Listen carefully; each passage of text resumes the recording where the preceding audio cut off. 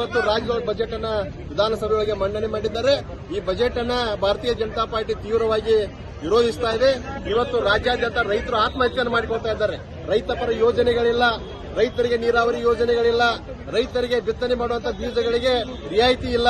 ಇವತ್ತು ಒಂದು ಸಮುದಾಯಕ್ಕೆ 4% ಮೀಸಲಾತಿಯನ್ನು ಕೊಡ್ತಾರೆ. ಒಂದೇ ಸಮುದಾಯಕ್ಕೆ ಬಜೆಟ್ ಅನ್ನು ಮಂಡಿಸ್ತಾ ಇದ್ದಾರೆ. ಆ ಬಜೆಟ್ ಅನ್ನು ಭಾರತೀಯ ಜನತಾ ಪಾರ್ಟಿ ಇವತ್ತು ತೀವ್ರವಾಗಿ ಖಂಡಿಸ್ತಾ ಇದೆ ಮತ್ತು ಸರ್ಕಾರದ ತೆರಿಗೆ ಹಣವನ್ನು ಇವತ್ತು ಕಾಂಗ್ರೆಸ್ ಕಾರ್ಯಕರ್ತರಿಗೆ ಈ ಸರ್ಕಾರ ನೀಡ್ತಾ ಇದೆ. ಅದನ್ನು ನಾವು ಕೂಡ ತೀವ್ರವಾಗಿ ಖಂಡಿಸ್ತಾ ಇದ್ದೇವೆ.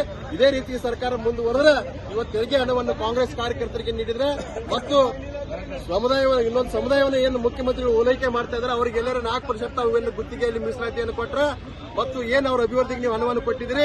ಇವತ್ತು ಹಿಂದೂ ಸಮುದಾಯಕ್ಕೆ ಬಹುಸಂಖ್ಯಾತರಿಗೆ ನೀವು ಅನ್ಯಾಯವನ್ನು ಮಾಡ್ತಾ ಇದ್ದೀರಿ. ಈ ಅನ್ಯಾಯವನ್ನ ಭಾರತೀಯ ಜನತಾ ಪಾರ್ಟಿ ಸಹಿಸುವುದಿಲ್ಲ.